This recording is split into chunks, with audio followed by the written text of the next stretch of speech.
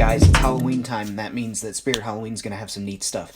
Now, they had this Circus-inspired baseball bat, but that's not really my thing, so I decided to make it like a Fallout Raider-style device. Our first step is going to be removing all this ugly flashing that came through on the molds. I'm just using a very sharp X-Acto knife to do this, so you got to be careful. Don't want anybody to get hurt. As makers, we've got to be careful in taking care of our hands because they're used for everything, so just be careful when you're working with sharp stuff. I really don't want anybody to get hurt. On this project, we're going to be using PlaidFX paints, Mod Podge, some of their Painted Finishes line, and some of their Apple Barrel matte colors from their regular releases. Next, we're going to be wiping it down with alcohol just to get rid of all the oil so the paint adheres well. Next, I block out my colors. I did black on the blade first before I did the metal, and I did the brown here on the wood. I lay down a thick base coat, two base coats in fact, on the wood because that's going to be the part that gets the most paint applied to it, so I really want to cover up that white and black. Now here you can see I've done the first coat of brown and black on the blade. You can kind of see some of the original paint showing through because they used foam latex spray over top of it, but that's fine. I laid down the first two coats of silver on there, intentionally leaving the brush strokes. I wasn't too worried about it because all the rust and everything is going to cover that up. And all those little lines are going to do is give high points for things to grip to and sell it as real metal. I used these three colors of the PlaidFX Smooth Satin paints to mix up and make my own brown to go over top of the existing brown. It adds depth. Next, I used the black to go into the grooves and give it some filth. And what I did was I just dipped a tiny little brush in there, and then I went and speckled it on kind of like a cheetah pattern, just little areas. In nature, things are not uniform, so what I did was laid that in, and then I went over it with a rag and just wiped it all down. So the black went into the recesses and a lot of the spots, but left the two browns that I put on there, giving it a realistic wood effect. Here I'm admiring my own work up at the top of the bat where I haven't laid in the black versus in the rest of the areas where I put it into the recesses and wiped it all off. Even down on the knob on the pommel of the bat, I guess you would call that.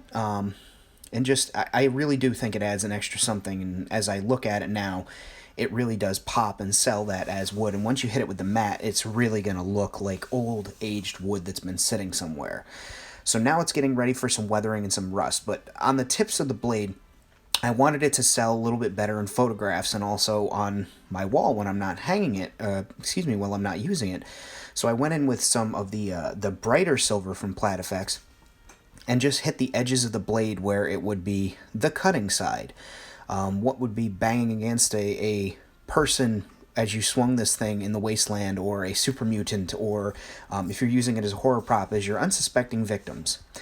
Now I've gone ahead and mixed up some browns, and I'm just dabbing it onto a brush here, taking most of it off with a dry brush, and I'm going to go over that and subdue even more of that black, so it just really adds an extra layer of depth to the coloring and realism to the entire product. And it is a matte brown, so it's really adding something. These are the painted finishes that I was talking about earlier.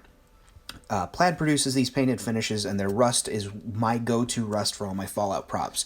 It's a two-part system of a dark rust, and it's got a grainy texture that really adds depth and visual appeal to the product. Once you're done laying in that first layer, and you flip it over and you check it out, it really stands out, and that's wet too. So it's shiny because it's wet. It won't be shiny when it's done, when it's dry. Now I'm going over this with the second layer of the two-part painted finishes effect, and this is a brighter, closer to orange color. And this I really lay in the stippling. I press hard, and that's why I went into slow motion for this, because I wanted you to see when that brush comes down, it pushes. That gives a slight smear and a spackle too, especially if it's a little bit wet, and really blends the two colors together, which I find is more realistic in rust than going in with just oranges and browns and painting it myself. Now here I did mix up a little bit of orange and go over it because in the real world, when things are freshly rusted, maybe they've been wet, they get bright orange rust. Here I'm going in and blacking it with just some matte black to soften those colors. Now I've painted the handle. I was leaving it unpainted because I didn't want to get paint on my hands. Going over it with the plaid white just to give it that taped look, and I had to move workshop, so here I am at my lovely girlfriend's house where I have my very temporary mobile site set up, and I'm unloading all my Plaid stuff that I brought, the things that I worked on for this product. So this is kind of my setup in the mornings. I unload the paints that I need, get things out of the way, because you don't want to have too crowded of a workspace. Here I am again using some of that matte black to go over to the other side of the axe and just mute out some of those rusty colors and sneak up on it. I learned that trick from Frank Ippolito and Bill Duran over at Punished Props as well.